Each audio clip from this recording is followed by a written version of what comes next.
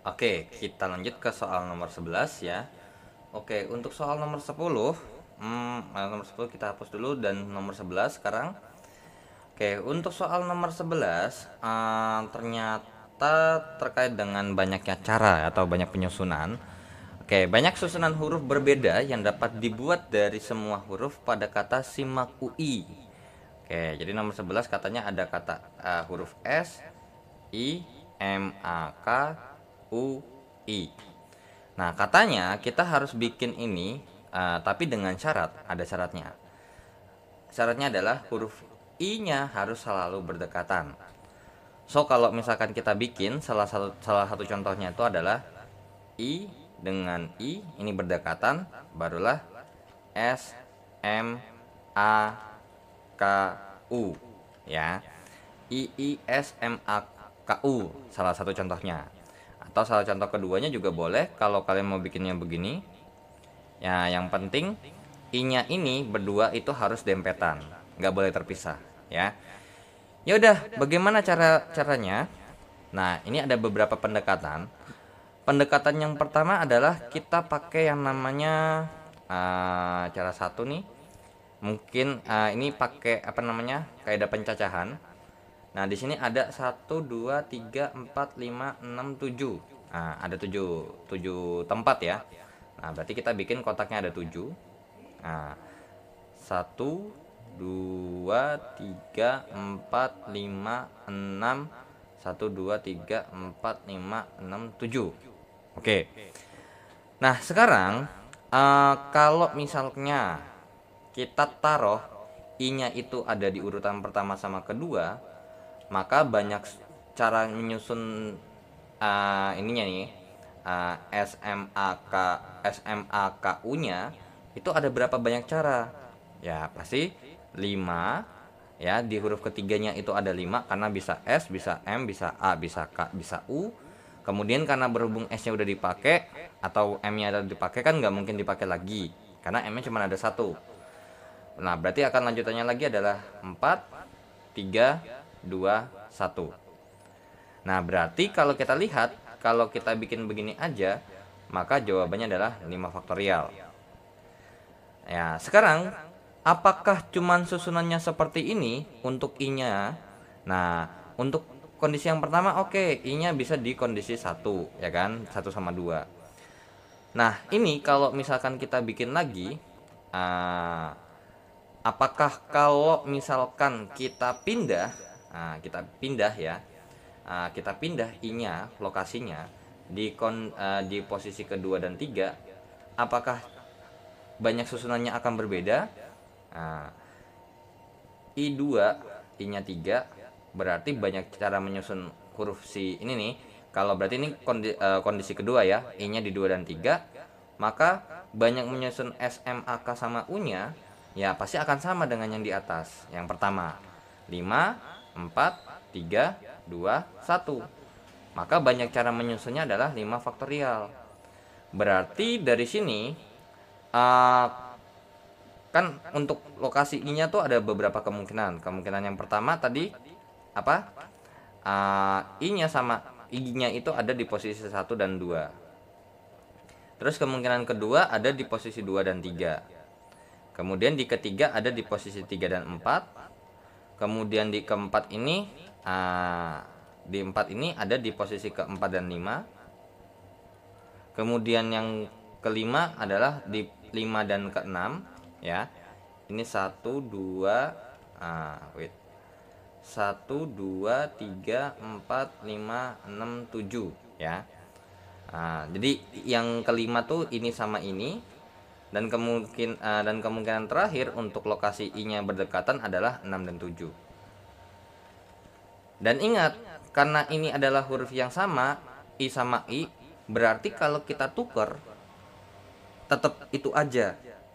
Berarti tidak perlu kita kali 2. Ya udah, berarti sekarang kalau misalkan kita punya 6 posisi I-nya dan satu keadaan I yang berdekatan itu mempunyai 5 faktorial, maka banyak cara untuk menyusunnya adalah seperti ini kesimpulannya. Banyak susunannya adalah 6 dikali dengan 5 faktorial. Atau bisa kita bilang ini ya sama aja kayak 6 faktorial. Ya, ya ini juga boleh kalau kita bilang 6 faktorial. Nah, 6 kali 5 kali 4 kali 3 kali 2 kali 1, jawabannya berapa?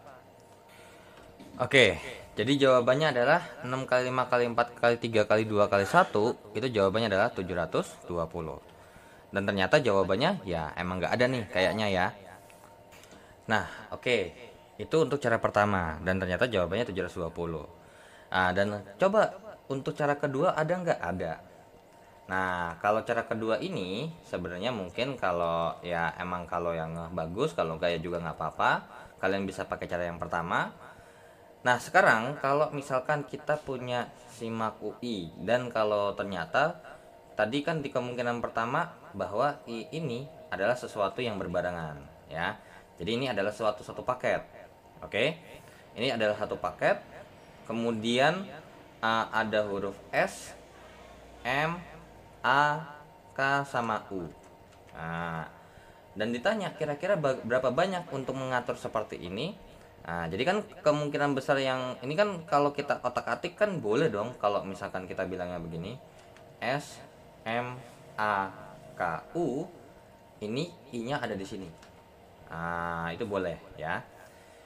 So, berarti I-nya karena satu paket dan bisa ditaruh di mana aja. Nah, maka jawabannya adalah setara dengan yang namanya banyak caranya adalah 6 faktorial. Ya, banyak caranya adalah 6 faktorial. Yang jawabannya adalah 6 kali 5 kali 4 kali 3 kali 2 kali 1, yang jawabannya adalah 720. Kenapa 6 faktorial? Ya, sama kasusnya kayak di sini. Cuman bedanya adalah kalau yang di awal ini kan cara pertama kita bikin dia ada 7 slot ya, 7 tempat yang dimana satu tempat itu satu huruf. Kalau ini berarti kita cuma punya 6 slot doang. 1, 2, 3, 4, satu ada 6 ya. Nah, maka kalau misalkan yang satu paket tuh yang II-nya di sini, ya berarti sorry, bukan gitu. Berarti untuk di slot pertama ya, di slot pertama yang bisa kita isi itu boleh aja paket yang II, ya satu paket yang ini yang merah boleh, ataupun yang hijau ada 5. S boleh, M boleh, A boleh, K boleh, U boleh. Berarti kan ini jadinya ada 6. Nah, maka karena berhubung misalkan ini udah kepake, maka nggak bakal mungkin dipakai lagi di slot kedua. Makanya ada 5. 4, 3, 2, 1. So, kalau kita hitung ya ini jawabannya adalah 720. Ya. Ternyata emang jawabannya nggak ada ya. Oke. So, kita lanjut ke soal berikutnya. Soal nomor 12. Oke, kita lanjut ya ke soal nomor 12. Kita hapus dulu untuk nomor 11-nya. Oke, jadi nomor 11 juga harus hati-hati juga ya terkait dengan banyak penyusunannya. Nah, untuk pendekatan how to-nya ya boleh bagaimana bebas ya, selama konsep yang digunakan itu atau cara berpikirnya tidak salah ya. Oke, untuk nomor 12, lingkaran A, B, C saling bersinggungan satu sama lain serta menyinggung lingkaran D pada bagian dalam. Lingkaran B dan C berukuran sama dan lingkaran A memiliki jari-jari satu serta melalui pusat lingkaran D. Jumlah luas lingkaran ABC-nya itu berapa? Nah, oke. Untuk nomor 12, ini kita bikin sketsa gambarnya dulu seperti ini kurang lebih. Dan untuk lingkaran yang luar ini, yang lingkaran merah itu adalah lingkaran D, ya. Nah, sekarang tujuan kita adalah untuk mencari luas lingkaran AB sama C-nya berapa. Nah, kalau dari sini sebenarnya kalau dari gambar kita hubungkan aja dulu. Kalau masalah kepake atau enggak ya belakangan. Kalau kita lihat nih sudut pusat-pusat lingkarannya ya, pusat-pusat lingkarannya itu membentuk sebuah segitiga ya. Lebih tepatnya pasti segitiga sama kaki sih ya harusnya. Ini juga oke, menyinggung D di bagian dalam ya. Terus katanya A ini memiliki jari-jari satu serta melalui pusat lingkaran D. Nah, pusat lingkaran D ini yang merah. Jadi pusat lingkaran D ini saya tulis adalah huruf O aja ya. Nah, sekarang kalau kita kerjakan, ya udah kita lihat dulu gambar dari si segitiganya ya. Kalau gambar dari segitiganya sendiri, kalau misalkan kita bahas secara ininya aja ya, kan A ini adalah di atasnya, terus kemudian B sama C ini di sebelah kiri sama kanannya. Dan kalau kita hitung, kan gini ya, A ini kan punya katanya jari-jarinya satu ya, berarti dari sini ini satu, ya, ini satu, ini satu. Kemudian karena berhubung B sama C ini kita nggak punya nilai R-nya, so kita misalin dulu aja, kita bilang dia R ya. Nah, ini R, ini R. Berarti dari A ke B itu adalah R tambah 1 ya. Jadi kita punya nilai ini adalah R ditambah 1. Kemudian untuk A ke C itu juga sama, R tambah 1. Dan untuk B ke C ini adalah 2R. Nah, ini kan ada kita taruh seperti ini, ya. Nah, oke. So di sini juga saya tambahin aja ya, terkait dengan garis tambahan ada di sini. Ini adalah yang titik O nih, yang tengah-tengahnya. Nah, ini ada titik O. Nah, di mana kita juga tahu bahwa dari A ke O itu adalah jari-jari lingkaran A yang nilainya besarnya 1 juga ya. Nah, sekarang kira-kira bagaimana cara menghubungkan segitiga yang ada di sini? Karena berhubung R-nya ini nggak dihubungin secara langsung ya. Karena kalau kita mau pakai segitiga atau Pitagoras itu kan misalkan ini ada titik D ya, berarti di bawahnya itu adalah titik D. Maka tidak akan mungkin langsung berhubungan. Jadi kita nggak bakal bisa langsung R dengan R. So di sini dari O ke D ini kan pasti punya jarak. So kita misalkan dulu dengan X. Nah, sehingga dari sini kita punya segitiga yang di sebelah kanannya aja. A, D, C, dimana ini adalah R tambah 1. Kemudian ini adalah R ya, berarti D ke C itu adalah R doang. Dan kemudian untuk A ke D ini adalah X tambah 1. Ya udah, secara secara Pitagoras berarti AC kuadrat sama dengan AD kuadrat ditambah dengan DC kuadrat. Sehingga R tambah 1 kuadrat sama dengan X tambah 1 kuadrat ditambah dengan R kuadrat. Ya udah, berarti ini R kuadrat ditambah dengan 2R tambah 1 sama dengan X kuadrat tambah 2X ditambah 1 ditambah dengan R kuadrat. So, ini langsung kita habisin aja. Karena sama-sama dikurang nanti juga habis. Kemudian ini juga seperti ini, satunya habis. Sehingga di sini kita punya hubungan 2R itu sama dengan X kuadrat ditambah dengan 2X. Atau kalian juga boleh tulis seperti ini, 2R sama dengan X dikali dengan X tambah 2. Ya, itu boleh. Tapi masalah nanti akan dipakai yang mana ya belakangan dulu. Nah, kemudian kalau kita mau pakai Pitagoras lagi, segitiga siku-siku. Kalau kita pakai segitiga yang atas nih, yang ada titik potong di sini, kayaknya jatuhnya kita harus memisalkan lagi. Nah, jadi jangan ditambahin lagi nih, ya jangan ditambahin variabel lagi. Kita udah cukup nih menambah satu variabel, yaitu adalah variabel X. Nah, sekarang tanpa menambah variabel, kira-kira bisa nggak kita menghubungkan? Bisa. Yaitu kita tambahkan. Nah, jadi kita tambahkan suatu garis di sini. Dari O ke C, ya kan? Dari O ke C ini seperti ini. Nah, sekarang kira-kira bagaimana? Nah, bagaimana cara mencari OC-nya? Jadi di sini kan berarti kita punya info terkait dengan segitiga siku-siku yang baru, yaitu adalah segitiga siku-siku ini adalah D, C sama O. Kalau DC-nya udah jelas R, dan untuk DO-nya atau OD-nya itu adalah X. Tapi bagaimana dengan OC?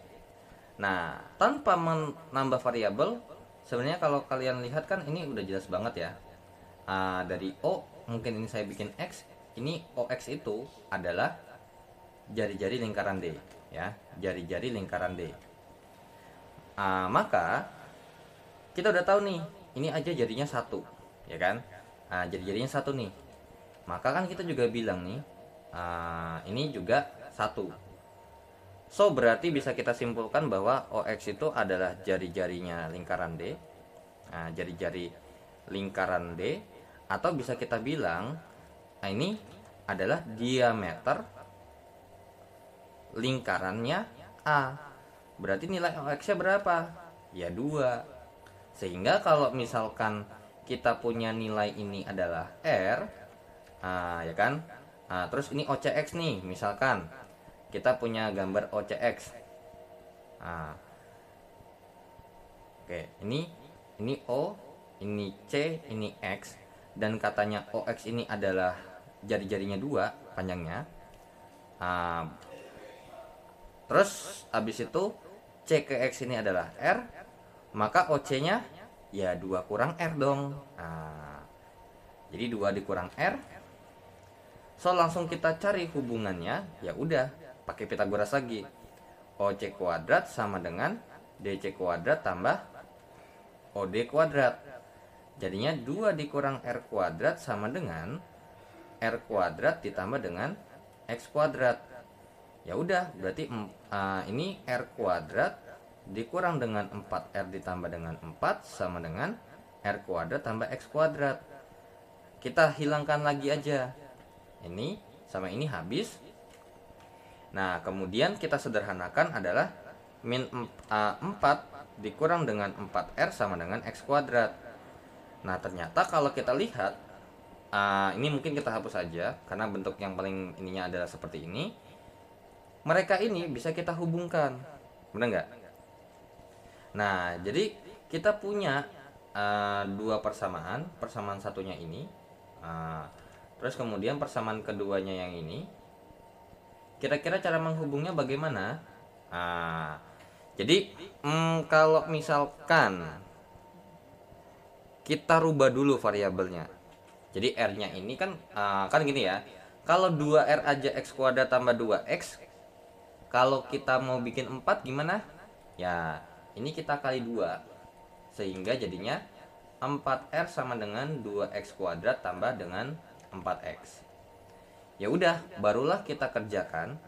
Berarti 4 dikurang dengan 4R sama dengan X kuadrat. 4 dikurang dengan 2X kuadrat ditambah dengan 4X sama dengan X kuadrat.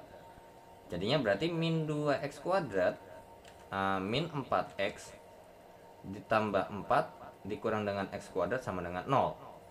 Berarti min 3X kuadrat min 4X ditambah 4 itu sama dengan 0. Ya udah, tinggal kita nyari nilai X-nya, barulah nanti kita akan ketemu nilai R-nya, ya. Ya udah, berarti untuk cari nilai X-nya bagaimana nih?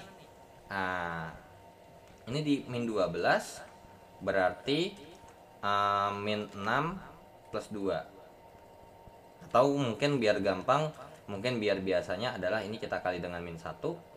Jadinya berarti 3X kuadrat tambah 4X dikurang dengan 4 sama dengan 0. Ini jadinya min 12 plus 6 min 2. Ya udah, berarti dari sini mungkin kita hapus terlebih dahulu ya gambar yang ininya. Jadi gambar yang gedenya ini hanya membantu untuk menghubungkan segitiga yang ada di dalamnya ya, dengan ukuran atau dengan permisalan yang ada di dalam lingkaran DC itu sendiri. Nah, ya udah, kalau itu udah selesai ya udah nggak kepake ya. Jadi langsung aja kita kerjakan.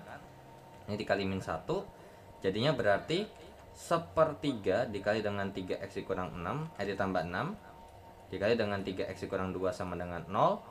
Maka kita akan punya nilai X adalah yang pertama. Mungkin ini kita geser aja. Maka kita punya nilai X yang pertama adalah 3X tambah 6 sama dengan 0, 3X sama dengan min 6 dan X nya sama dengan min 2, 3X kurang 2 sama dengan 0, 3X sama dengan 2 dan X nya adalah 2/3 ya. Nah, kira-kira jawabannya mana nih? Ya udah, kita coba cek ya. Dan ini kita hapus juga nih ya, yang ini. Ininya aja nggak apa-apa, kita hapus.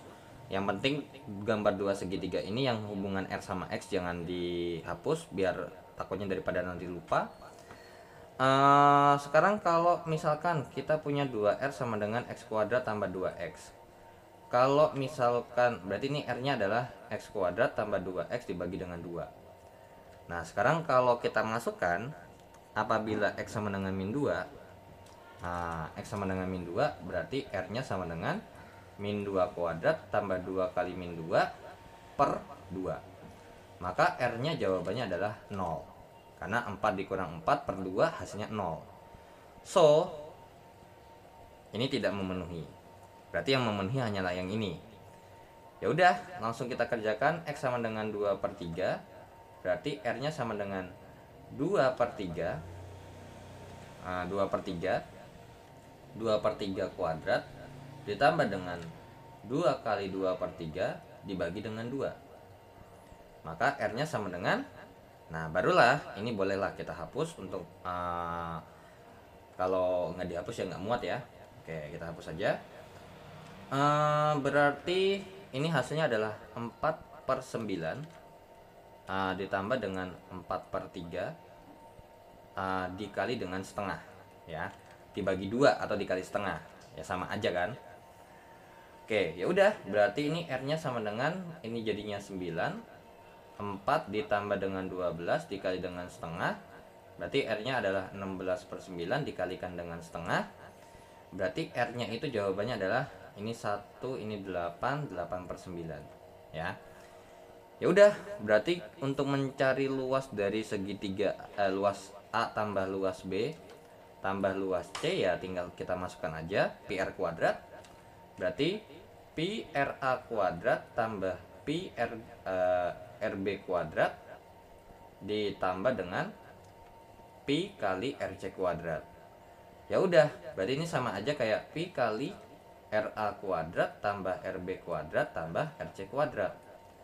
Berarti pi dikalikan dengan 1 kuadrat ditambah dengan 8 per 9 kuadrat ditambah dengan 8 per 9 kuadrat. Berarti pi nya sama dengan 1 ditambah dengan 64 per 81 tambah 64 per 81. Oke, berarti pi nya sama dengan ini per 81. 81 tambah 64 tambah 64 ya jawabannya adalah berapa nih? 209 ya, 128 tambah 81 jadinya 209 per 81. Maka luas yang kita hitung adalah sebesar 209 per 81 pi, satuan luas ya. Oke, jadi jawabannya adalah yang domba. Oke, emang untuk nomor 12 ini cukup ribet ya. Karena untuk nomor 12 ini mungkin menghubungkan tiba-tiba ada X atau menghubungkan tiba-tiba ada terutama untuk ada X-nya ya. Karena untuk menghubungkannya itu perlu yang namanya permisalan. Yang berarti bisa kita pastikan tidak ada langkah yang pasti. Jadi kalau menurut saya kalau misalkan mungkin ada cara yang lain ya bisa aja ada. Cuman ternyata kalau kita kerjakan ternyata lebih efisien yang ini ya. Nah, soalnya salah satunya itu yang kedua adalah ternyata pas kita gambar kalau kita lanjutkan kita hubungkan titik-titik yang ada, maka ternyata membentuk segitiga sama kaki. Dan kalau bisa kita bikin jadi ada segitiga siku-siku. Dan segitiga siku-siku identik dengan Pitagoras. Dan cara mengakali untuk ada Pitagoras itu berarti dengan memisalkan variabel-variabel tambahan kepada ukuran yang tidak ada. Nah, jadi kalau misalkan tadi kita kerjakan, mungkin ini saya hapus saja ya. Tadi kalau kita kerjakan misalkan kan ada segitiga yang modelnya begini tadi. Kalau kalian mau pakai yang ini, pertanyaannya adalah berapa ukuran ini? Kan seperti itu ya. Nah, untuk mengerjakan yang ini berarti boleh kalau kita bikin dalam bentuk kesebangunan. Tapi permasalahannya adalah kita nggak tahu secara angkanya berapa karena masih dalam bentuk variabel. makanya tidak kita pakai. Ternyata ada yang lebih simpel lagi. Ternyata ini pusat lingkaran yang D atau O-nya, dan ini adalah pusat lingkaran C.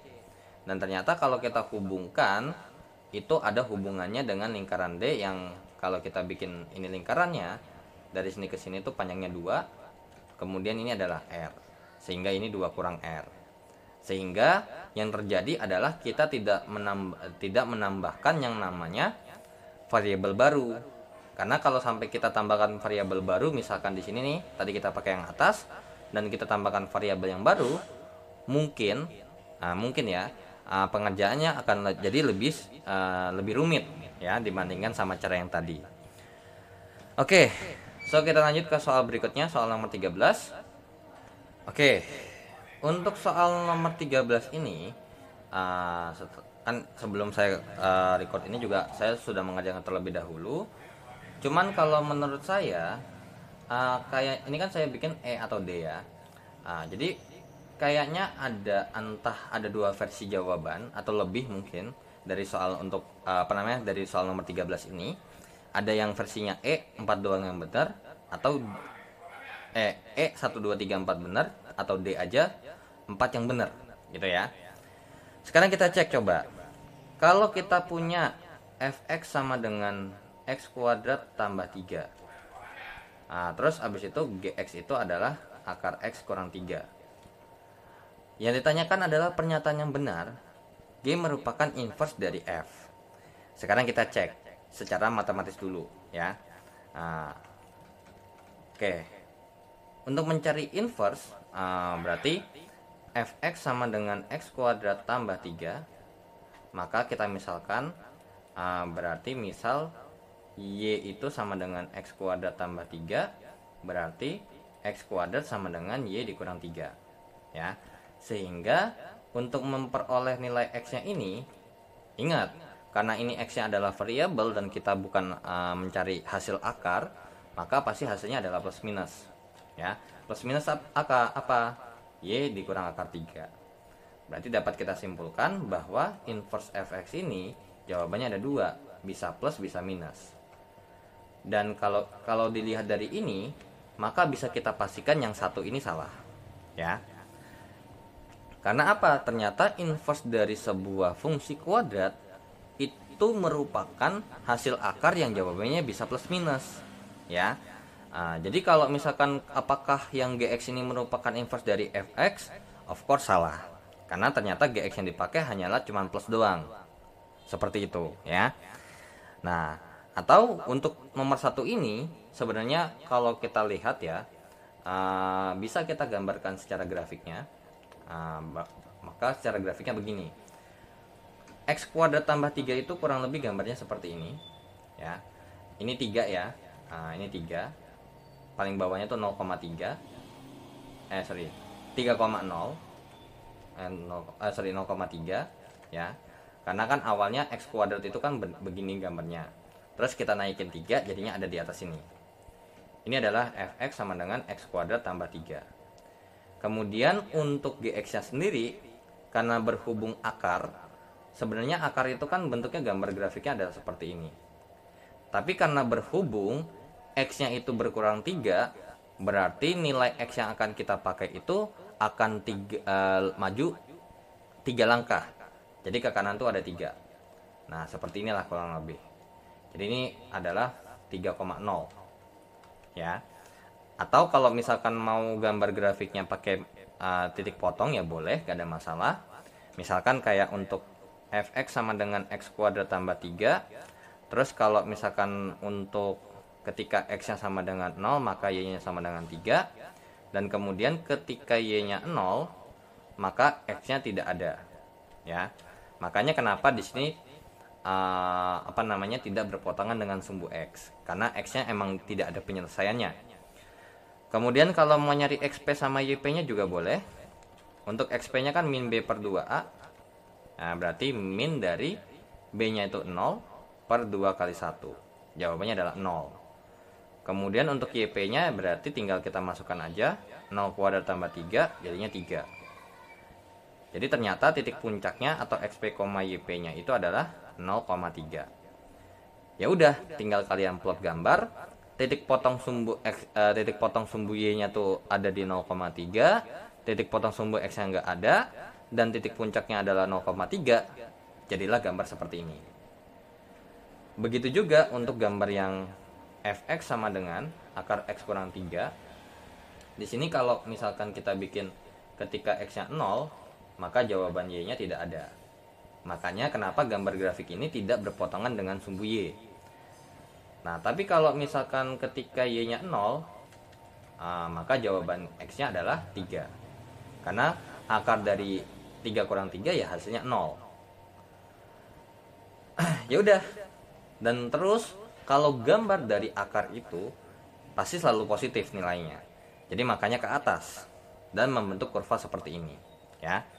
Atau kalau kalian mau gampangnya adalah ini adalah kalau kita bisa bilang ini adalah induk dari gambar grafiknya, maka Y sama dengan X kuadrat itu kurang lebih induknya seperti ini. Ini Y sama dengan X kuadrat, dan untuk akar X itu adalah kurang lebih seperti ini, ya. Y sama dengan akar X. Kalau yang ini karena berhubung ditambah 3, alias berarti ngaruhnya kepada sumbu Y-nya, ya. Terus kalau ini kan pengaruh sama sumbu X-nya, karena X-nya yang kita otak-atik. Sedangkan kalau yang ini berubahnya adalah sumbu Y-nya, makanya dia tinggal bergerak naik turun tanpa ada yang namanya pergeseran, ya. Oke, sekarang kalau kita lihat dari gambar grafiknya ini, kalau inverse itu kan sebenarnya paling gampangnya kan mirror, ya, gambarnya mirror. Nah, mirrornya itu terhadap Y sama dengan X. Jadi garis mirrornya tuh seperti ini. Sekarang kalau misalkan kita mirrorkan, maka sebenarnya kalau kita mirrorkan, harusnya itu gambar grafiknya tuh akan seperti ini. Ada nih bawahnya, gitu ya, ada di bawahnya. Di bawahnya juga ikut. Oke, wait. Mungkin ini ganti. Nah, kurang lebih seperti ini, ya. Akan tetapi karena berhubung ini adalah akar, ya kan? Atau kalau karena berhubung ternyata yang kita pakai kan cuma yang atas doang nih, ya kan? Yang kita pakai cuma yang atas doang. Maka bisa kita pastikan mereka tidak akan saling inverse seperti itu, ya. Jadi ternyata pembuktian untuk inverse ini bisa ada dua, bisa menggunakan grafik, dan ternyata secara grafik emang salah dan secara matematis emang salah juga, ya. So, satu udah salah, ya.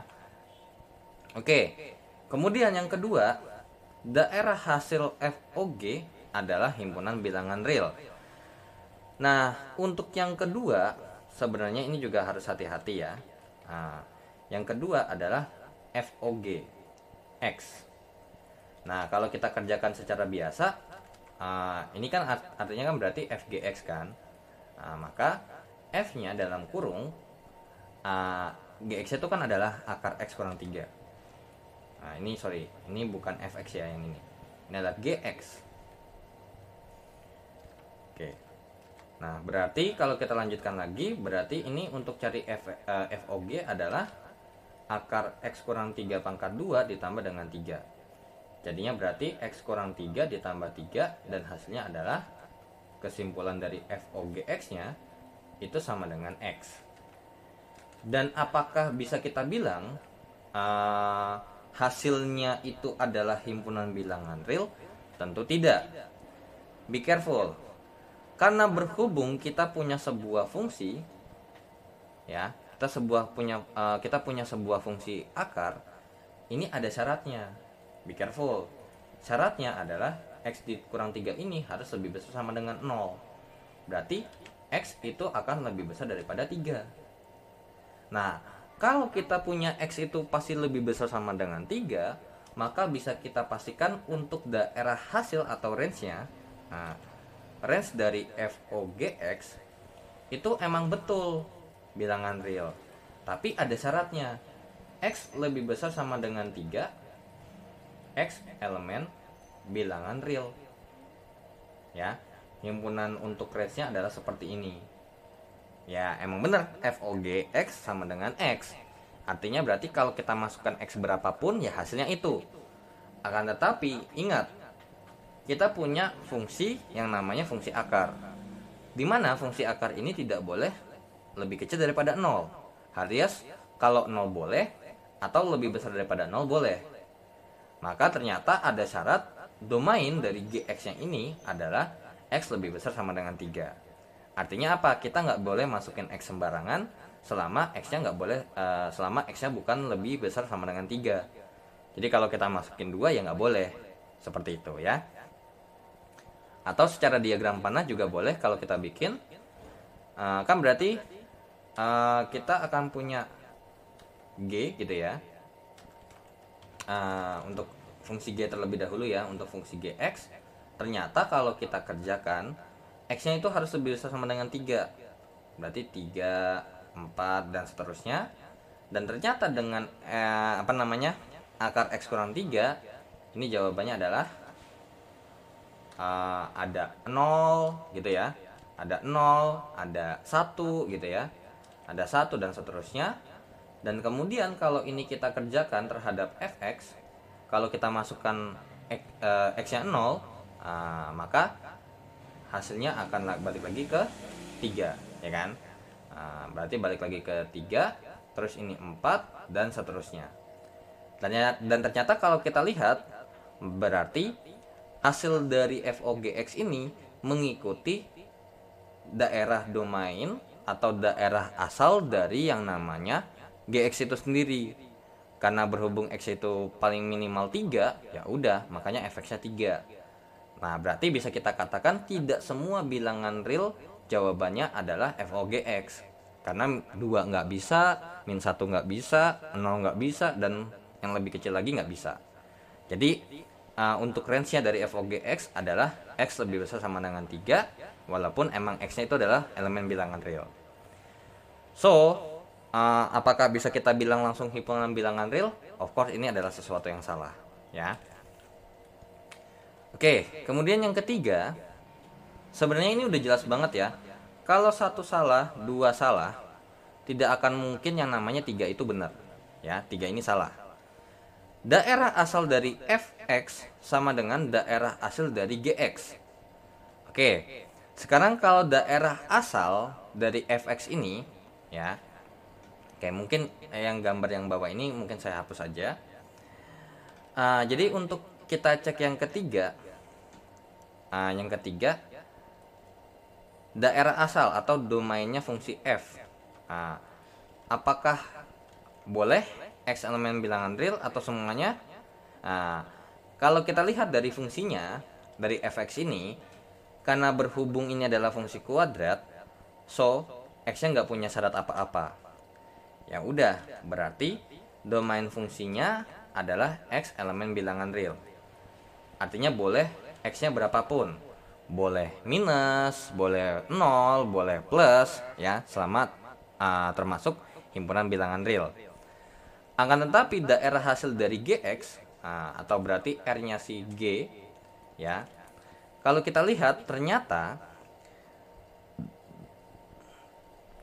daerah hasil dari G itu karena berhubung ini adalah akar, maka kalau kita masukkan nilai X-nya dan kita hasilkan, karena berhubung wajib positif, maka bisa kita katakan RG-nya ini adalah X lebih besar sama dengan 0 dan X ini adalah elemen bilangan real.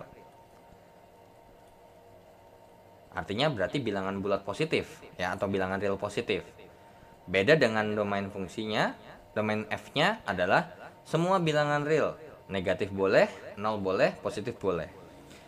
So, bisa kita pastikan apakah daerah asal F-nya sama daerah hasil G-nya sama? Tentu berbeda ya.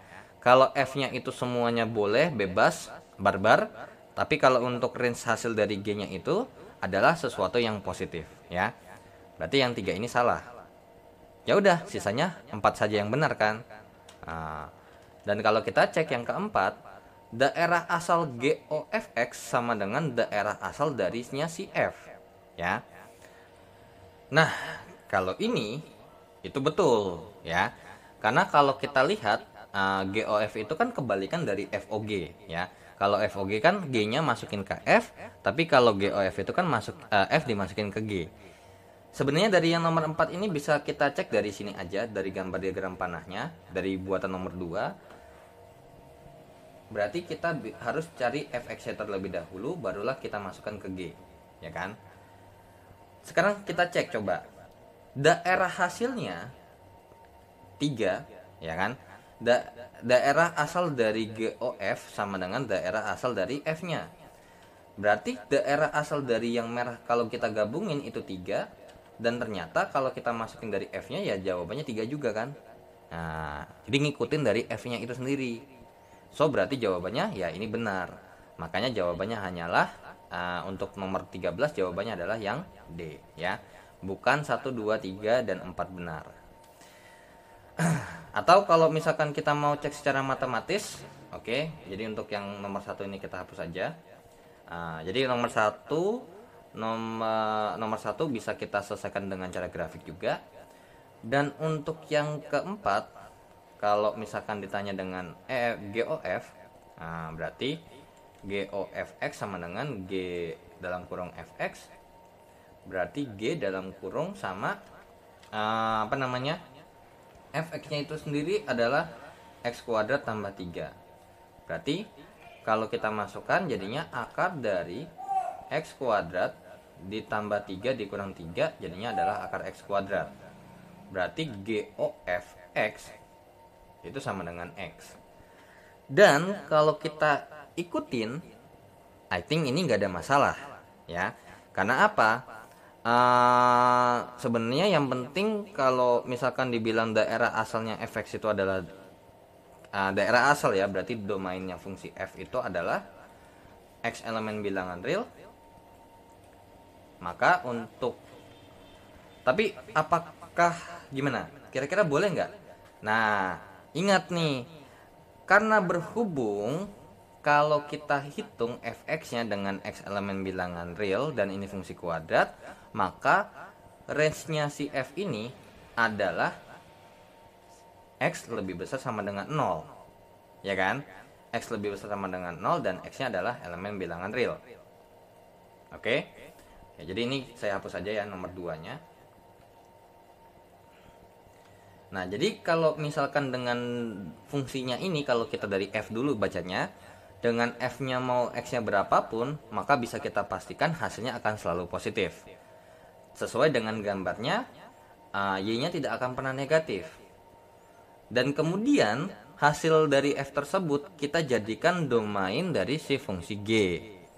Dan ternyata berarti kalau bisa kita bilang domain g-nya itu juga yang ini, r-nya si f, ya.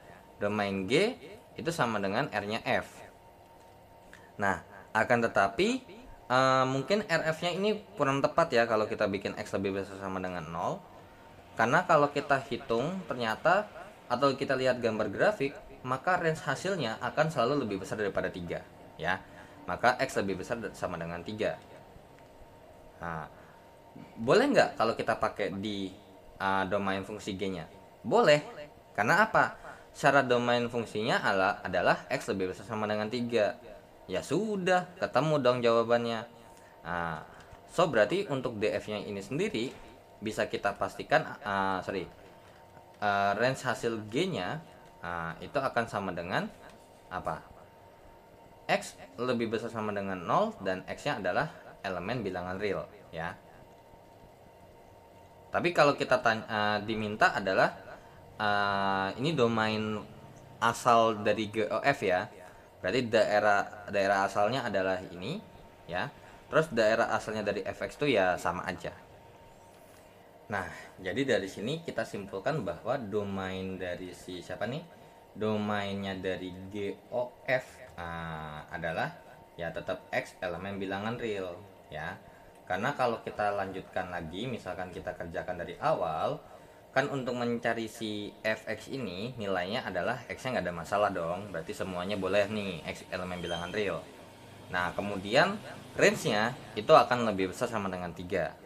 Dan ternyata dengan range-nya x sama lebih besar sama dengan 3 itu bisa kita pakai di G juga dan bisa kita hitung. So daerah asal dari yang mau kita pakai nih itu akan sama. Karena kalau misalkan ini salah, misalkan daerah asal GOF sama dengan tidak sama dengan atau sama dengan daerah asal dari fx dan bernilai salah, maka kalau kita masukkan x-nya misalkan kita masukkan x nih dari f-nya, dan ternyata kalau kita hitung lanjutin dari f-nya itu sendiri kita hasilkan, dan tidak semua nilai hasil fx-nya itu kita bisa pakai di G. Nah, seperti itu ya. Jadi ini kesimpulannya dari yang untuk yang kita cek yang keempat adalah seperti ini kata-katanya.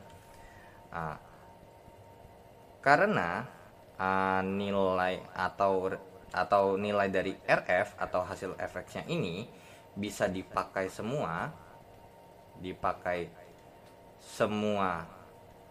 di GX, maka range dari domain dari F ini akan sama dengan domain dari GOF.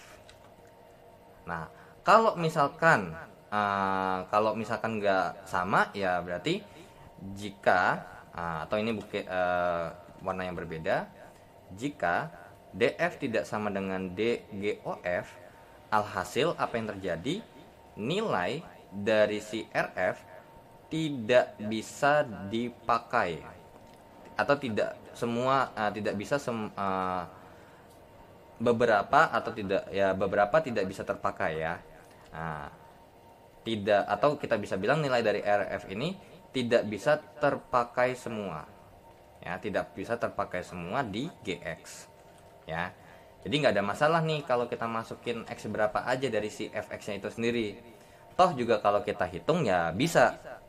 Beda sama yang tadi, kalau misalkan kita hitung ternyata tidak semua hasilnya itu sama gitu. Terutama untuk nomor 2 nih, kalau kita masukkan ternyata G-nya ini batasnya lebih besar daripada 3 untuk X-nya, dan ternyata dihasilkan itu adalah sesuatu yang bersyarat, alias hasil dari G-nya ini akan lebih besar 0, dan kemudian ketika kita masukkan 0 ternyata fx-nya itu akan lebih besar sama dengan 3 ya. Ya udah, berarti bisa kita pastikan hasilnya tidak semua elemen bilangan real, melainkan ada syaratnya, yaitu adalah hasil fx-nya itu lebih besar sama dengan 3 ya. Nah, jadi jangan serta-merta kalau misalkan kita punya GOF atau FOG ya, kayak tadi. Kalau tadi kan FOGX itu sama dengan X, terus dibilang daerah asalnya itu sama dengan daerah hasil. Itu salah secara konsep gambarnya. Karena daerah asal dari fx ini itu semua nilai X bisa terpakai. Sedangkan daerah hasil dari si GX itu adalah sesuatu yang nilainya selalu positif. Ya. Terus daerah hasil FOG-nya semua himpunan bilangan real. Oke, kalau kita bilang dari X yang ini emang elemen bilangan real nih ternyata. Dan kemudian kalau kita masukkan ternyata hasilnya lebih besar sama dengan 3. Sorry. Ini FOG ya. Berarti kita berangkat dari G dulu. Dan ternyata kalau kita cek ternyata G ini hasilnya selalu positif. Ya kan? Dan ternyata ketika kita masukkan ini semuanya positif, maka bisa dihasilkan adalah sesuatu yang lebih besar sama dengan 3. Walaupun secara berarti pas kita masukkan akan ada syarat tertentu, ya kan? Yaitu adalah lebih besar sama dengan 3, alias tidak semua bilangan real itu bisa dipakai atau merupakan hasilnya. Walaupun sebenarnya kalau kita bikin FOGX-nya yaitu sama dengan X. Tapi secara konsep gambarnya atau secara konsep dari gambarnya ini sendiri, of course itu adalah sesuatu yang salah, ya. Oke, jadi kalau misalkan kita mengerjakan fungsi, kalian harus hati-hati. Karena tidak semua domain itu bisa dipakai, apalagi kalau misalkan kita bicara dengan akar.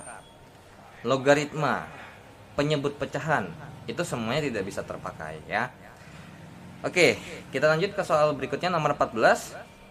Oke, kita hapus untuk nomor 13-nya dan kita akan lanjut ke nomor 14-nya. Jadi untuk nomor 13 ini emang harus hati-hati. Karena kalau misalkan kita tidak perhatikan fungsinya atau ekspresi dari awalnya, maka kita biasanya akan tertipu ya. apalagi terutama tuh kayak GX, padahal X itu di GX itu kan X-nya nggak boleh sembarangan kan. Karena kalau X-nya sembarangan, GX-nya tuh nggak ada hasil. Kalau GX-nya nggak ada hasil, maka FX-nya juga nggak ada hasil dong. Seperti itu ya. Oke, nomor 14. Diketahui bahwa fx ini akan mempunyai dua fungsi, di mana batasnya ada sendiri. Oke, jadi nomor 14 katanya fx-nya ini akan ada dua definisi. 2 dikurang x kuadrat jika daerah domainnya adalah min 3 lebih kecil sama dengan x lebih kecil sama dengan 0.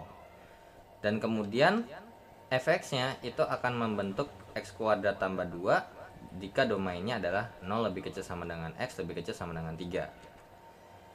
Yang pernyataan pertama yang perlu kita cek adalah f aksen min 2 ditambah dengan f aksen 2 itu sama dengan 8. Nah, kalau ini kan ada pertama sama kedua kan. Kalau misalkan kasusnya kayak gini, kita turunkan dan kita masukkan nilai x, kalian harus lihat nilai x yang dipakai yang mana. Jadi kalau untuk f aksen yang fx yang kita gunakan turunan ketika x-nya sama dengan min 2, maka yang kita pakai hanyalah yang atasnya aja. Jadi kalau kita turunkan, berarti f aksen x-nya adalah min 2x. Dengan syarat ya berarti min 3 lebih kecil sama dengan x lebih kecil sama dengan 0.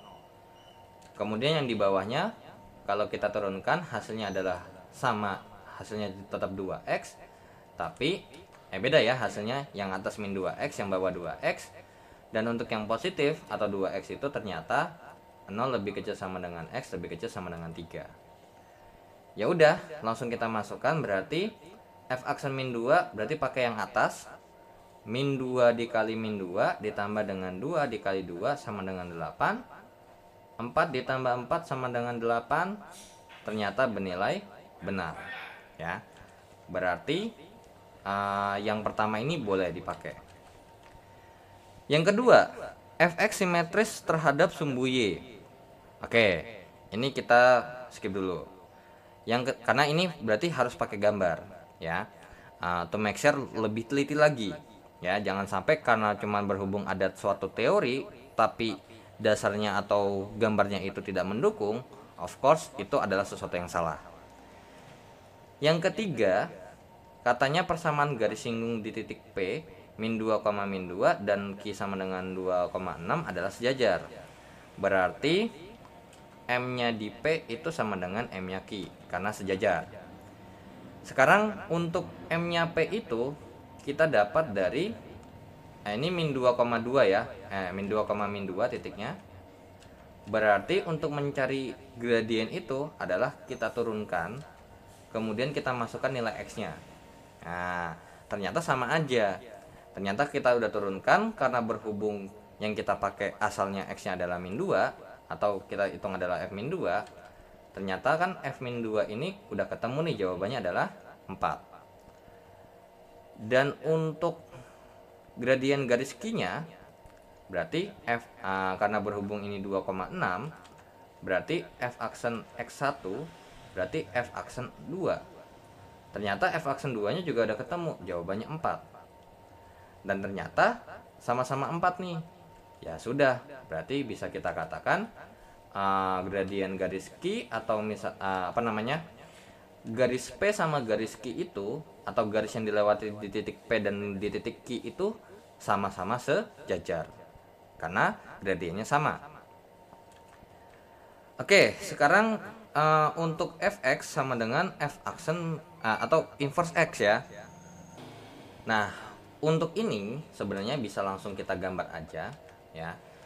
Tapi kalau untuk yang nomor 4 ini sebenarnya bisa kita cek dulu, tapi nanti kita akan pastikan jawabannya apakah benar atau salah. Kalau misalkan fx-nya sama dengan 2 dikurang dengan x kuadrat, berarti untuk mencari inverse fx-nya ya tinggal kita misalkan y sama dengan 2 dikurang x kuadrat, maka x kuadrat sama dengan 2 dikurang y, berarti x-nya adalah plus minus akar dari 2 dikurang y. So dari sini kita punya kesimpulan f inverse yang pertama adalah plus minus akar 2 dikurang X. Ya udah, dari sini sudah jelas kelihatan ini salah. Ya. Karena apa? Fx-nya tidak sama dengan inverse Fx.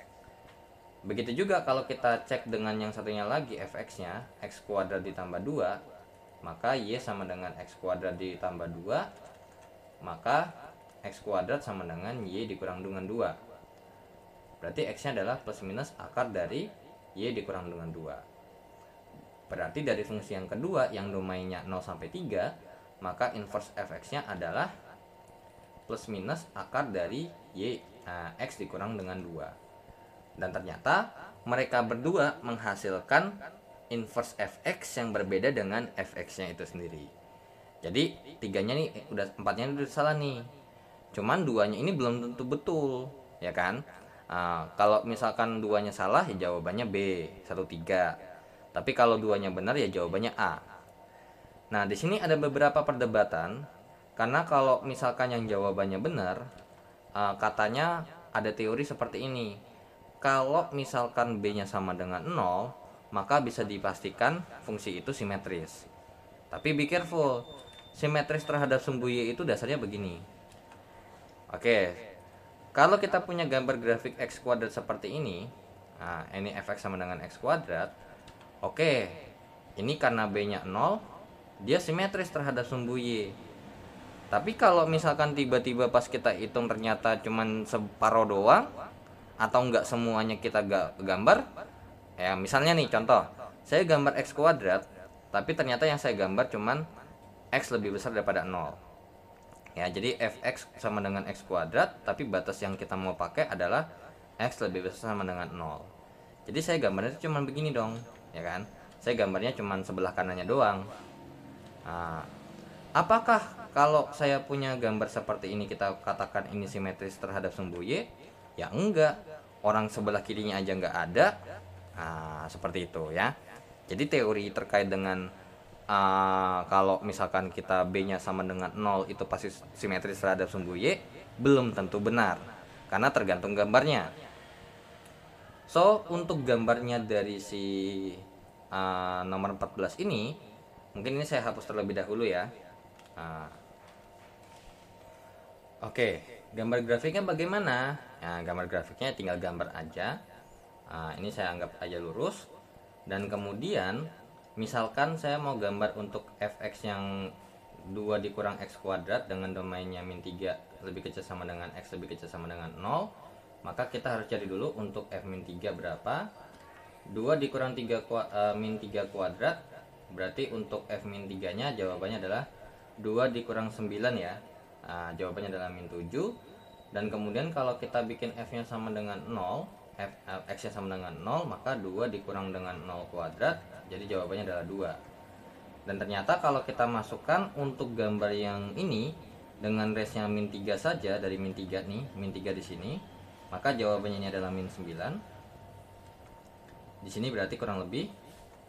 Nah, terus kemudian ketika X nya 0, maka jawabannya 2. Di sini kurang lebih. Ya, ini 2. So, gambar grafiknya karena berhubung ini kuadrat, dan karena di sini ya udah jelas karena berhubung kita punya informasi bahwa koefisien X kuadratnya ini lebih kecil daripada 0, maka gambar grafiknya akan terbuka ke bawah. Jadi gambarnya nggak bakal mungkin seperti ini, tapi gambarnya seperti ini, kurang lebih ya, kurang lebih seperti ini. Nah, kemudian kalau kita lanjutkan lagi dengan Fx sama dengan X kuadrat tambah 2, terus kemudian dengan batasnya adalah seperti ini, maka untuk F0 berarti 0 kuadrat ditambah dengan 2, maka hasilnya 2. Dan untuk F3 berarti 3 pangkat 2 ditambah dengan 2, hasilnya adalah 11 ya. Nah, sekarang berarti ketika X nya 0, Y nya 2 dimulai dari sini.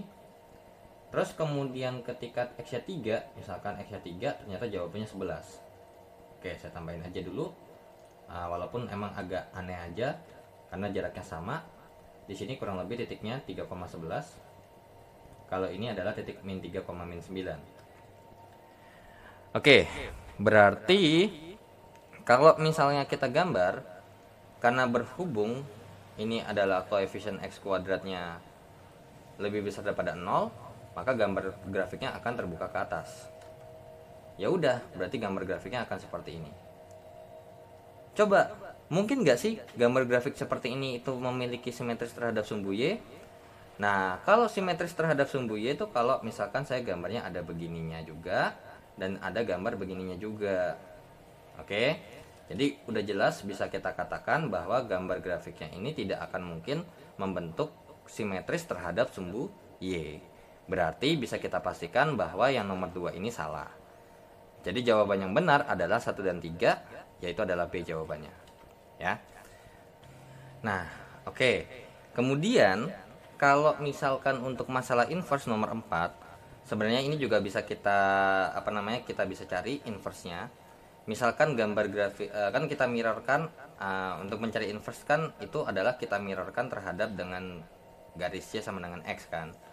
Nah, jadi seperti ini untuk inverse-nya, maka kita akan memperoleh hasil kurang lebih seperti ini.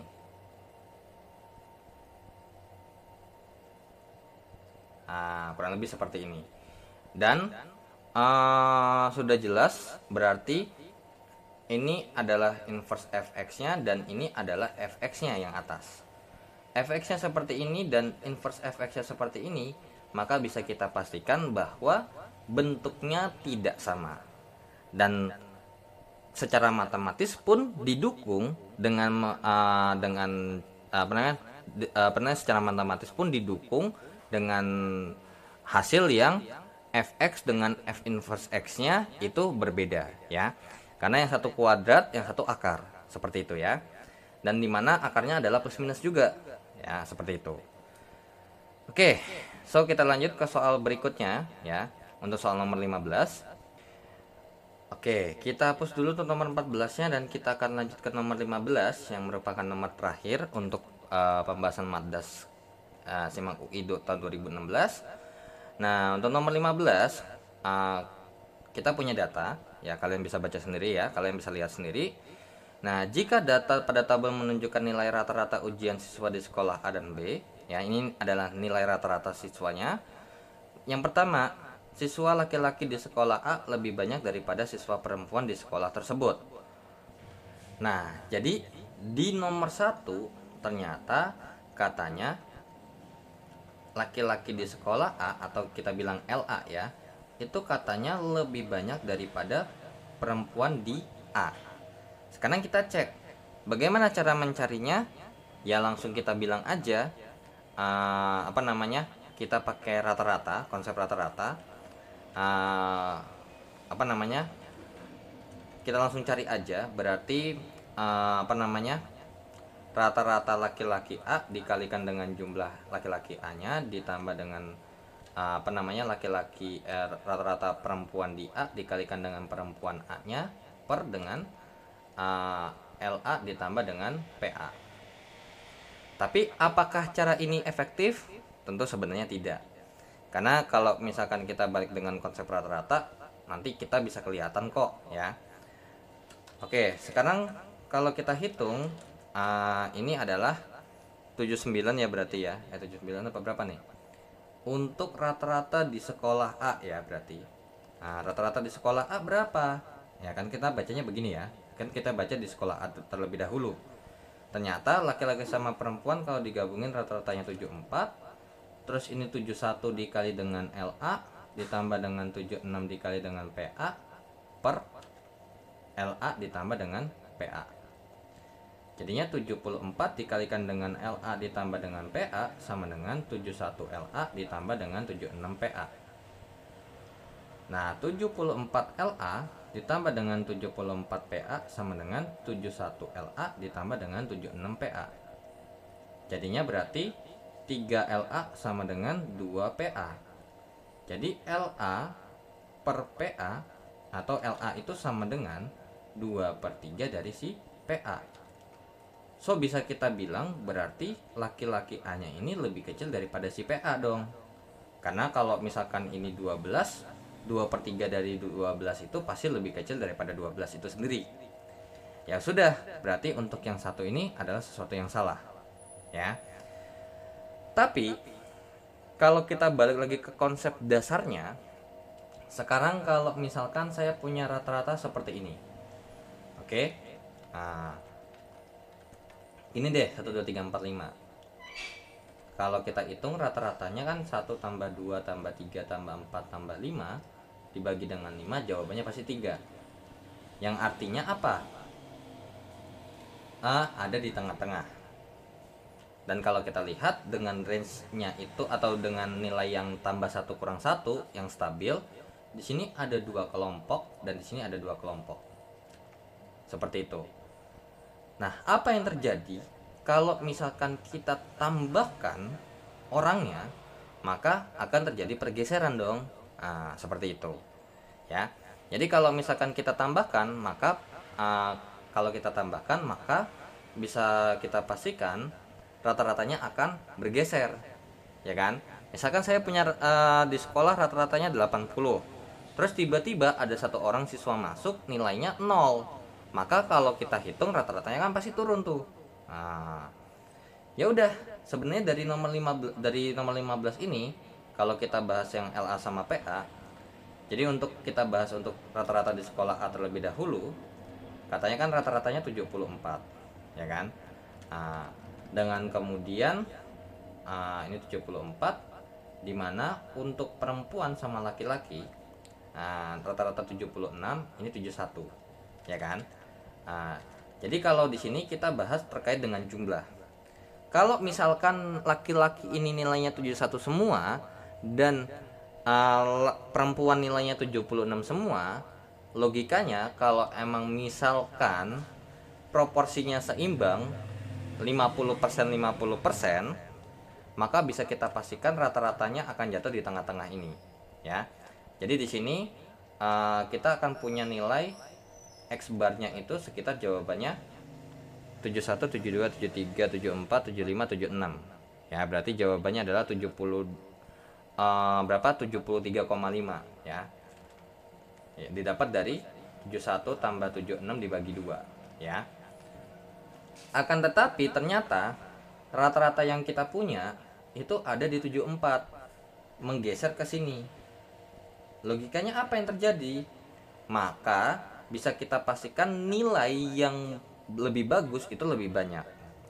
Ini adalah si PA dan ini adalah LA. Jadi sebenarnya udah ketahuan nih bahwa dari gambar grafik seperti ini, maka PA ini akan lebih besar daripada si LA. Nah, karena kita tahu dengan menambahkan atau memasukkan data, kalau misalkan data yang kita punya itu ternyata lebih tinggi daripada rata-rata, berarti akan menunjang atau mengangkat nilai rata-ratanya.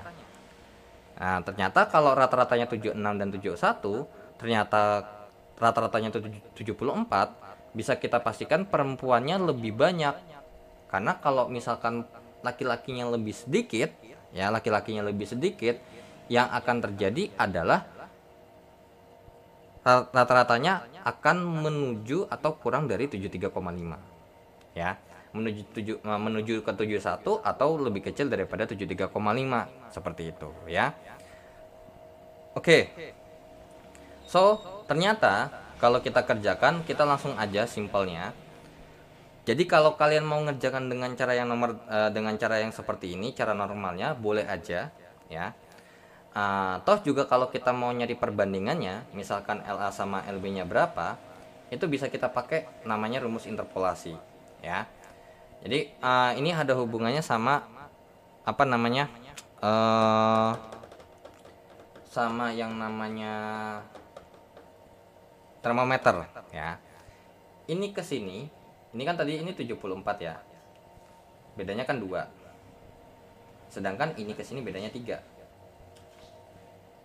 Seperti itu. Maka bisa kita pastikan ini kan gini ya.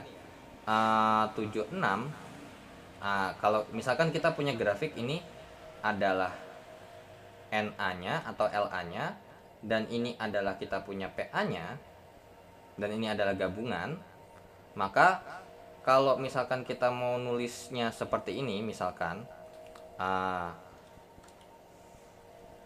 71 dikurang dengan 74 itu akan sebanding dengan perubahan bawahnya. Ya, ini adalah total, N total. Ya sudah, berarti bisa kita ini ya jatuhnya adalah jumlah banyak si siswa laki-lakinya kan. Ya udah 71 per ini N LA dikurang dengan NT-nya sama dengan 76 dikurang dengan 74 per PA dikurang dengan NT. Berarti ini 3 per 2 sama dengan LA kurang NT dan PA dikurang NT. Berarti bisa kita pastikan perbedaannya atau perbandingannya adalah 3:2. Dan ternyata boleh nggak kalau kayak gini? Kayaknya ada yang salah deh. 71 kurang 74 itu kan min 3 ya. Jadi ini harusnya kebalik ya. Tapi bisa kita pastikan kalau secara gambar grafik ya, kalau misalkan kita bilang ya ini tinggal kita tukar aja. Jadi LA-nya itu punya 2 dan PA-nya itu punya 3. Seperti itu ya. Atau langsung aja dari sini deh. Jadi di sini kalau langsung kita tukar berarti LA-nya akan punya 2 dan PA-nya akan punya 3. Jadi kalau ini bentuk paling sederhananya ya. Jadi LA banding PA itu sama dengan 2:3. So, ternyata kesimpulannya ya sama dengan logika yang tadi kita pakai. Perempuannya akan lebih banyak daripada laki-laki. So, cara seperti ini akan kita lanjutkan untuk mengecek ke 2, 3, dan 4. Kalau bisa dipakai semua ya. Oke, nomor 2, laki-laki di sekolah B lebih banyak daripada perempuan di sekolah B. Sekarang kita pun cek gambar grafiknya. Untuk rata-rata punya laki-laki B itu berapa sih? Terus ternyata rata-rata laki-laki di sekolah B itu adalah 81 ya. Ini kita bahas grafik rata-rata 81 90. Dan ternyata rata-ratanya itu 84. Kita cari dulu nih rata-rata tengahnya. Ya, rata-rata normalnya itu berapa sih? Ya udah 81 tambah 90 dibagi dengan 2, maka jawabannya adalah 81 sampai 9. Itu harusnya 4,5 ya. 85,5 ya. Coba 171 bagi 2. Ya 85,5 ternyata. Ya sudah, ini 85,5 dan ternyata kita punya rata-rata itu 84 katanya di sini. Ya sudah, berarti bisa kita pastikan dari sini aja berarti LA-nya, laki-lakinya itu akan lebih banyak daripada perempuan. Ya. Dikarenakan apa? Nilainya lebih condong ke yang lebih kecil. Berarti jumlah yang lebih kecil itu lebih banyak daripada jumlah yang lebih besar. Ya, nilainya. Jadinya berarti laki-laki di sekolah B ini akan lebih banyak daripada perempuan di sekolah B. Atau kalau misalkan kita hitung kayak tadi, misalkan ini bedanya 3 ya, ini bedanya 3, ini bedanya 6, maka untuk mencari perbandingan si siapa? Misalkan ini kita punya adalah laki-lakinya di sekolah B dan ini adalah perempuan di sekolah B, maka langsung kita bandingkan aja, berbanding kali silang gitu ya. Jadi LB banding dengan PB itu sama dengan 6:3. Dari sini juga udah ketahuan kan, LB banding PB-nya itu sama dengan 2:1. Nah, kalau misalkan kita mau ngeceknya pakai cara panjang itu boleh juga ya. X bar gabungannya itu sama dengan berarti ingat aja ya, rumus dasarnya kita pakainya adalah seperti ini. X bar sama dengan X1 kali N1 ditambah dengan X2 tambah N2 ditambah bla bla bla bla per N1 tambah N2 ditambah bla bla bla bla. Jadi kalau kita kerjain berarti X bar totalnya atau gabungannya adalah 84 sama dengan 81 kali LB ditambahkan dengan 90 kali PB per LB ditambah dengan PB. Jadinya 84 kali LB ditambah dengan PB sama dengan 81 LB ditambah dengan 90 PB.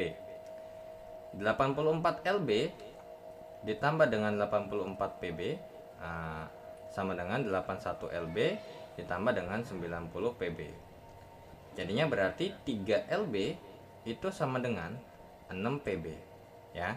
Berarti dari sini LB sama dengan, ini sama-sama kita bagi 3, jadinya LB sama dengan 2 kali PB. Dan ternyata benar, LB banding PB nya kan 2:1.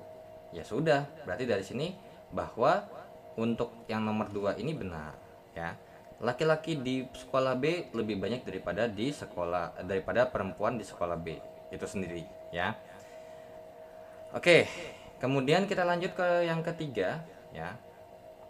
Oke, yang ketiga diminta adalah siswa laki-laki di sekolah A lebih banyak daripada siswa laki-laki di sekolah B. Berarti A sama B laki-lakinya 71, 81 sama 79. Oke, jadi nomor 3 yang perlu kita cek adalah laki-laki di sekolah A lebih besar daripada laki-laki di sekolah B. Ya udah, ini kalau mau pakai yang kayak tadi, gambar grafik dari atau gambar garis bilangan dari rata-ratanya 71, 81. Berarti kalau misalkan ini X nya ada di tengah-tengah persis, maka X barnya adalah 71 tambah 81 dibagi dengan 2, maka nilai X barnya adalah 152, jadinya berarti 76 ya, 76. Oke, ya udah, berarti ini 76 dan ternyata rata-rata yang kita punya yang mau kita hitung ada di sini 79. Ya sudah, logikanya berarti bisa kita pastikan laki-laki di sekolah B akan lebih banyak daripada laki-laki di sekolah A. Jadinya ini salah ya. Nah, kalau misalkan kita mau cek secara yang perbandingan, ini 8, ini 2, maka karena berhubung ini adalah si LA-nya dan ini adalah LB-nya, berarti LA banding LB itu sama dengan 2:8. Berarti LA banding LB-nya itu sama dengan 1:4. Yang berarti LB-nya akan 4 kali lebih banyak daripada si laki-laki di sekolah A. Ya.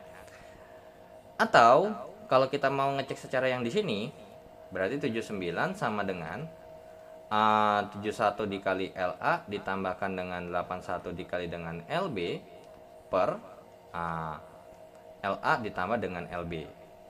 Jadinya 79 dikalikan dengan LA tambah LB sama dengan 71 dikali LA ditambah dengan 81 kali LB.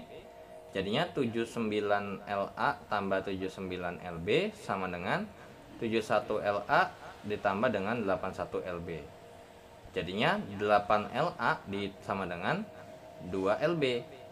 Sama-sama dibagi dengan 2, maka LB-nya sama dengan 4 kali LA. Yang berarti di sini bisa kita pastikan LB-nya lebih banyak daripada laki-laki. LB-nya lebih banyak daripada si LA. Alias laki-laki di sekolah B itu lebih banyak daripada laki-laki di sekolah A. Dan yang keempat, rata-rata ujian siswa perempuan di sekolah B adalah 84. Nah, kalau yang keempat ini karena ditanya nilai X-nya ya, perempuan di sekolah A sama B, maka mau nggak mau ya kita harus hitung seperti biasa.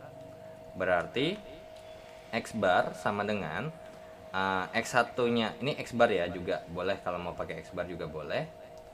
Ini dikali N2 ya, sorry. Ini dikali dengan N2 bukan ditambah N2. Jadinya berarti 70 berapa nih? 76 dikalikan dengan PA ditambah dengan 90 dikalikan dengan PB per PA ditambah dengan PB. Nah, tadi kita lupa ya bahwa tadi untuk yang pertama, untuk jawaban yang pertama kan tadi laki-laki di sekolah A lebih banyak daripada perempuan di sekolah A itu dengan LA banding PA-nya itu berapa banding berapa?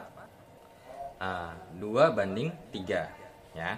Kemudian untuk yang kedua katanya laki-laki di sekolah B lebih banyak daripada perempuan di sekolah B itu bernilai betul dengan LB banding PB-nya itu sama dengan 2:1. Kemudian yang ketiga, L-nya A itu katanya lebih besar daripada LB. Tapi kenyataannya adalah LA banding LB-nya itu sama dengan 1:4 ya. Nah, di sini kita belum temu nih, kita nggak tahu nih perempuan A atau perempuan B-nya berapa, dan kita harus cari tahu PA banding PB itu sama dengan berapa, ataupun mungkin PA sama dengan berapa PB itu juga boleh. Nah, kira-kira bagaimana cara mencarinya? Ya, gunakan informasi yang ada di tadi kita dapat.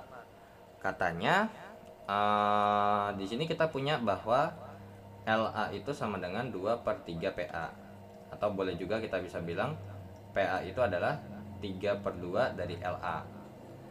Dari sini kita punya informasi bahwa LB itu sama dengan 2 kalinya PB ya, atau PB itu sama dengan setengahnya dari LB. Dari sini kita punya informasi bahwa LA itu sama dengan 1/4 LB, atau kita bisa bilang LB itu sama dengan 4 kali LA. Ya udah, dari sini kan dari yang informasi nomor 3 kita punya bahwa LA sama LB itu punya masing-masing.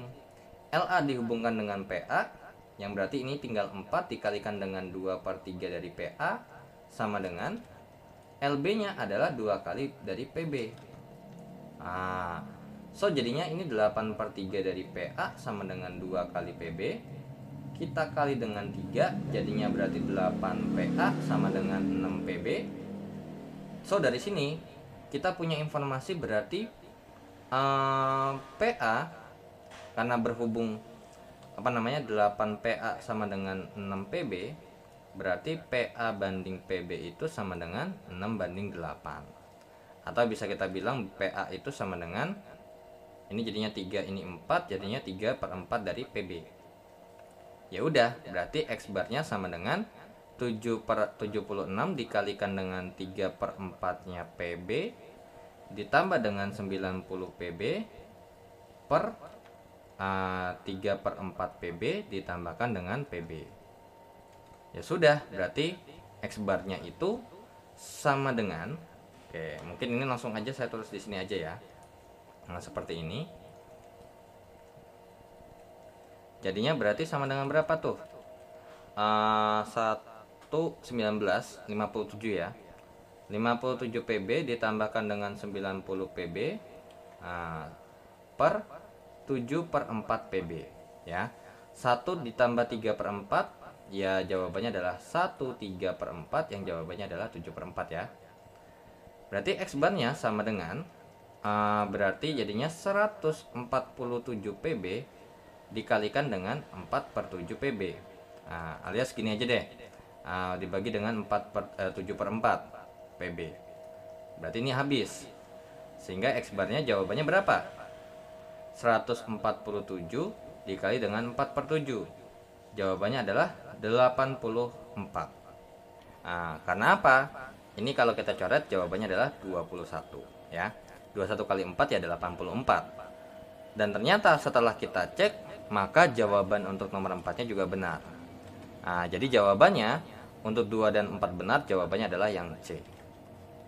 Nah, tapi sebenarnya kalau di sini kita nanti ujian aslinya ya, kalau udah 1 salah terus kemudian 2 benar, kemungkinan besar untuk satu salah, kan ada, kalian harus hafal pilihannya ya. Oke, ini mungkin saya hapus karena kalau jawaban untuk A itu kan 1 2 3 nih. Terus B-nya 1 3, C-nya 2 4. Terus kemudian D-nya itu 4 dan E-nya itu 1 2 3 4. Kalau A-nya atau satu aja udah salah, maka tidak akan mungkin A atau B ataupun E. Nah, sekarang kalau kita jadi kalian nggak usah ngecek nomor 3-nya.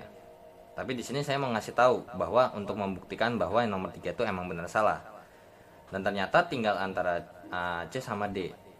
Berarti kita harus ngecek nih, bagaimana kondisi nomor 2. Kalau nomor 2 salah, pasti jawabannya D.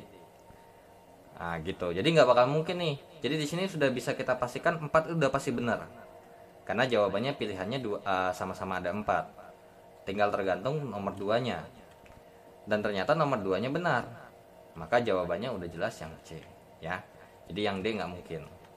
Udah, kalau mau kalian kerjain begitu juga boleh, ya.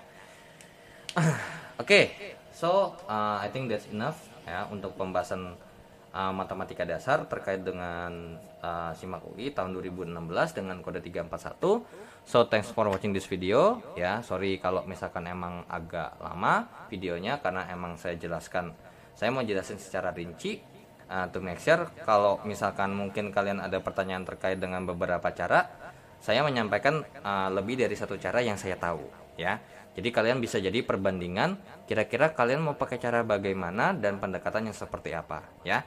So, terima kasih yang sudah, jangan lupa di like dan jangan lupa di share jika bermanfaat. So, terima kasih yang sudah subscribe dan terima kasih juga yang sudah donasi di Saweria untuk membantu perkembangan channel ini. So, sekian dari saya. Assalamualaikum warahmatullahi wabarakatuh. See you in the next video. Bye bye.